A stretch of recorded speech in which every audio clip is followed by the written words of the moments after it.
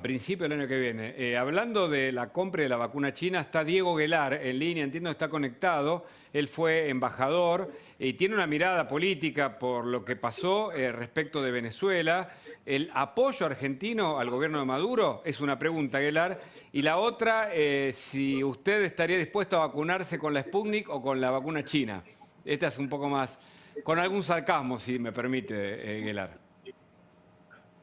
Sí, yo creo que respecto a la definición sobre Venezuela no hay ninguna duda que estamos frente a una dictadura violadora de derechos humanos elementales y conculcadora de derechos cívicos fundamentales de la población. Así que creo que es un grave error, por supuesto, que la Argentina esté reconociendo esta elección a todas luces y evidentemente fraudulenta. Respecto de su segunda pregunta, yo estoy esperando, soy persona de riesgo, así que estoy esperando ansiosamente poderme vacunar, por supuesto, con aquella vacuna que tenga las certificaciones científicas que tienen que tener. Hoy todavía ni la china ni la rusa la tienen, ambos tienen capacidad científica para producir una vacuna, ambos están haciendo una experiencia de más de 1 millón de chinos y de rusos en su propio territorio, o sea que están acumulando una experiencia muy importante, así que esperemos que pronto estemos en condiciones de ponernos cualquiera de las vacunas que estén debidamente certificadas. Para volver al tema pandemia, es inevitable preguntarle por Venezuela una vez más, ya que usted se expresa claramente. Digo, ¿por qué el gobierno tiene idas y vueltas respecto a ese tema? Porque hay una agenda digamos, compartida, una es la de Alberto, otra la de Cristina, y predomina la de ella en este caso? No, yo creo que hay unidad. Aquí hay un gobierno de Cristina Kirchner, irregular desde el punto de vista institucional, porque el gobierno es de la vicepresidenta y no del presidente. Esto no tiene que ver con nuestro sistema político, pero es un dato, lo vemos ya con toda claridad. No hay doble comando, hay un solo comando y es de la señora vicepresidenta. Respecto de Venezuela, a esta altura es incomprensible porque no hay ninguna duda que tenemos todos los datos a la vista para no dudar, por un lado, que esto es una dictadura y poderlo decir con todas las letras. Por otro lado, sumarnos a la unanimidad del continente, que es que, por supuesto, no puede haber una intervención extranjera. O sea, una definición no quita o no produce la otra. Entonces, plantear, como muchos voceros oficiales plantearon, que catalogar de dictadura sería abrir la puerta a una intervención extranjera, y esto es falso. Antes de la pregunta de Federico Andajasi, justamente, muchos hablan de que la Argentina va camino a este castrochavismo que muchos en el mundo analizan como una posibilidad por algunas decisiones que este propio gobierno está cometiendo. ¿Usted coincide con ese análisis o es una locura? No, yo creo que puede haber puntos de contacto en términos de objetivos. Veo muy difícil, prácticamente imposible que Argentina llegue a esos límites o a esos extremos. El nivel de conciencia argentino, lo claro que tenemos, la división de poderes, la libertad de prensa, son valores que están suficientemente arraigados como para pensar que sería imposible llegar a esos extremos. ¿Federico? Me encantaría compartir ese optimismo, la verdad. Pero es interesante notar cómo los dos temas, el de la vacuna y el de Venezuela, se unen en una lista bastante curiosa. Acá tengo la lista de los países que apoyaron y reconocieron esta elección en Venezuela, a todas luces fraudulenta, que es interesante revisar cuáles son. A ver. Están Irán, Siria, Cuba, Nicaragua, Turquía, Arabia Saudita, China, Bolivia, Trinidad y Tobago, Egipto, Vietnam, Rusia, India, Bielorrusia, Dominica, Barbados, Guinea Ecuatorial, Palestina, Argelia, Qatar. Bien. Lo notable de esto es que casi todos estos países, casi todos, se vacunan con la vacuna rusa. Es que hay claramente una cuestión claro, es inevitable, ¿no? que va más allá de esta cuestión declamativa. Entonces, la verdad, yo no sé si soy tan optimista, recién hablábamos con Burjaile, de que este gobierno se anima a todo, van por todo. No sé cuál es su visión frente a esto. Yo creo que sí, pero hay también una ciudadanía.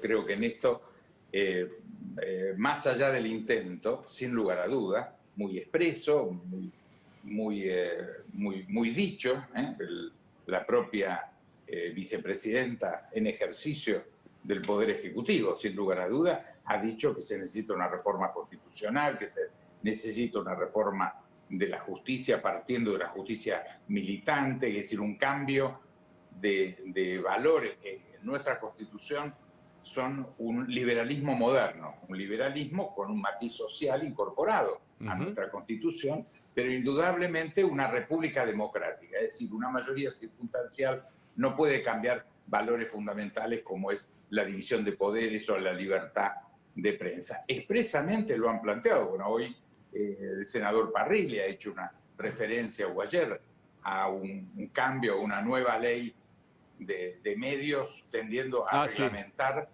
la libertad de prensa. Bueno, todo esto el tiempo, es expreso. Lo que dice Andajasi es totalmente expreso. Yo no tengo la menor duda de la intención. A mi juicio, tengo absoluta seguridad de que el gobierno argentino, de que el pueblo argentino no va a permitir que estos objetivos o estos sueños se concreten. Eguelar, ahora Martín Tetaz tiene una pregunta para hacerla, pero si me permiten antes, Los Haroldos, vinos finos con Ángel, Los Haroldos Estate, mucho más de lo que esperás.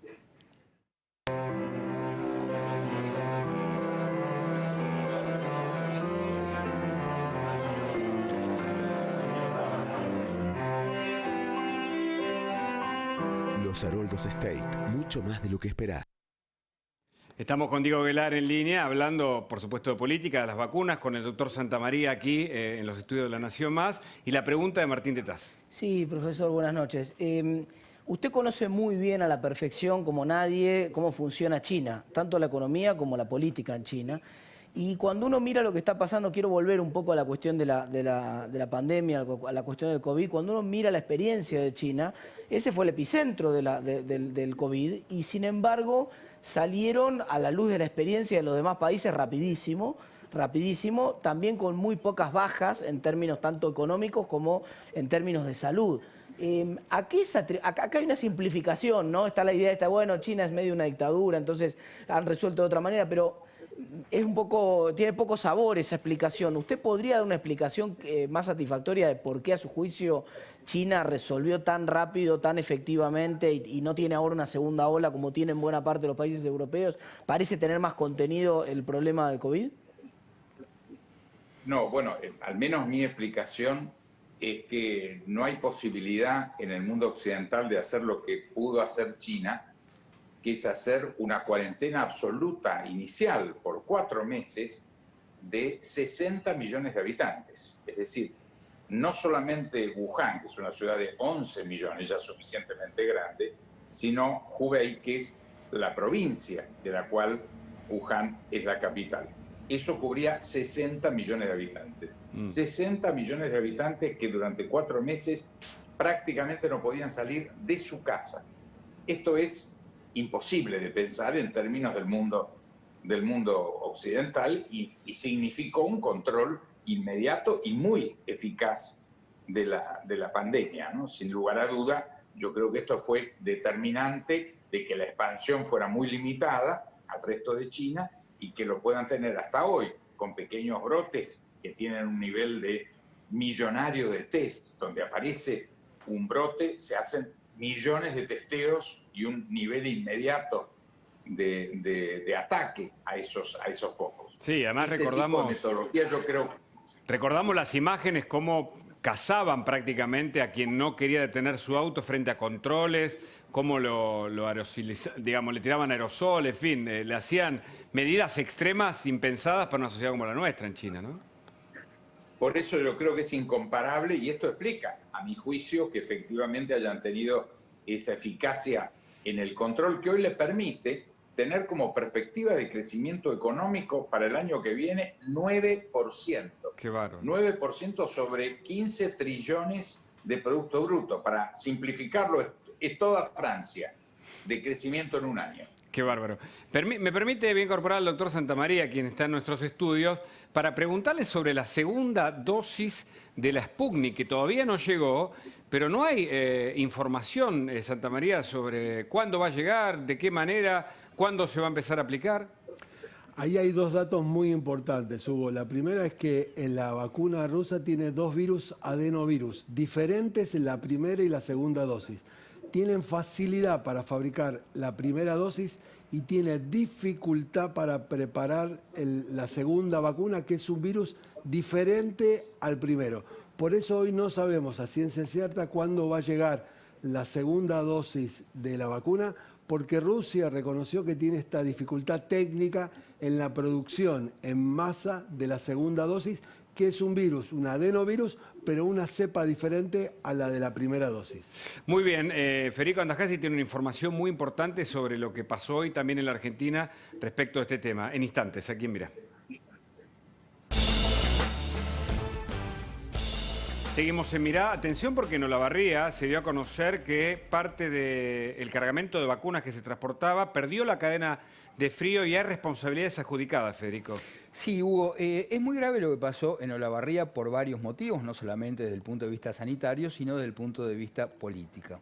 Efectivamente, una carga de 400 dosis de vacunas se tuvieron que tirar porque se rompió la cadena de frío. ¿Por qué se rompió la cadena de frío? Bueno, acá entra a jugar la política. Ustedes saben que Olavarría tiene un intendente que es de Cambiemos. Entonces, para que no se adjudique, digamos, Cambiemos la vacunación, la Cámpora intervino para que las vacunas se guardaran, se depositaran en un hospital nacional, o provincial en realidad, no municipal. ¿Y qué pasó?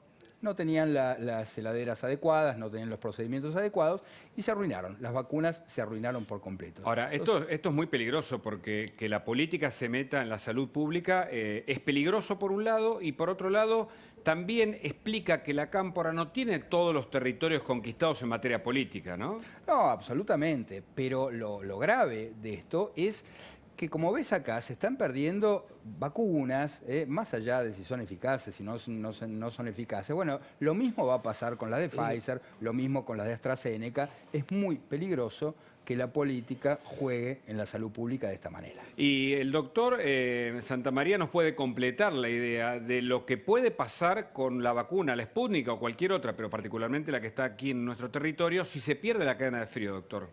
Es importante para que la vacuna sea efectiva que tenga cadena de frío. Recordemos que es un adenovirus que se le modificó genéticamente, se le sacó una parte, imagínate como te sacaran la oreja si fuéramos un virus, sí, y le pusieron un pedacito de la superficie del coronavirus. Si esa cirugía pierde el frío, imagínatelo como cuando vos guardás algo en tu freezer, si se descongela se altera.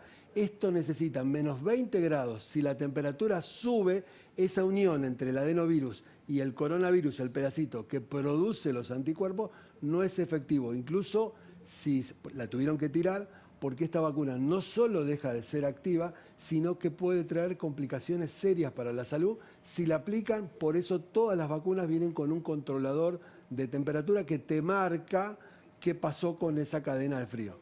Martín.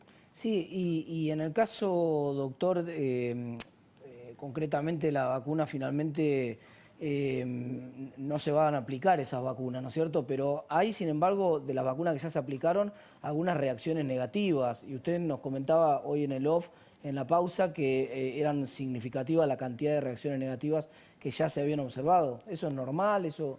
Mira, ahí hay dos cosas que hay que decir claramente. Una, hubo fake news que circularon por las redes, por WhatsApp, donde la cantidad decían que era muy grande. Hablaban del 30% y más y hablaban que en algunos lugares se había suspendido. Sí es cierto que por lo menos un 10% de los que se aplicaron, que recordemos que son pocos, ayer el viceministro de la provincia dijo que solo aplicaron 6.000 dosis y da dolor del hombro, fiebre, malestar general, que en general calma las 24 o 36 horas. Pero con las pocas dosis que se dieron, Martín, la verdad que hubo muchas reacciones, por suerte ninguna grave, pero sí que mucha gente está. ¿Por qué? Porque si vos vacunás en una guardia o en terapia intensiva y el personal tiene que hacer reposo porque tiene fiebre, porque se siente mal, te quedás sin personal para atender. Y está Diego Aguilar con nosotros, el ex embajador en China, que conoce y mucho de la diplomacia, porque la carrera por la vacuna no es solamente sanitaria, para muchos también tiene un costado geopolítico. ¿Cómo está la Argentina, Aguilar, en ese sentido, en materia de vacunación, de gestión de la cuarentena y también de la pandemia, por supuesto? Pues yo creo que acá hay que dividir dos capítulos. Uno, la geopolítica que existe, obviamente la intencionalidad y la importancia para China o para Rusia del reconocimiento de sus vacunas globalmente, de su nivel tecnológico, es muy importante. Y también es importante para Europa y Estados Unidos que eso se demore o no pueda materializarse. Hay una disputa geopolítica. En nuestro caso, lo que tenemos que tener cuidado es no caer en esa disputa. Es decir, y tampoco en la política doméstica. Recién yo escuchaba lo que pasó en Olavarría. Por eso, frente a un hecho tan delicado como es un virus que todavía, sin lugar a dudas, vamos a tener que convivir un año o más con el virus circulando, con vacunas que están todas en etapa experimental, porque la verdad, Pfizer, AstraZeneca, la china, la rusa, están incorporando a lo que podríamos llamar el factor 4, la etapa 4.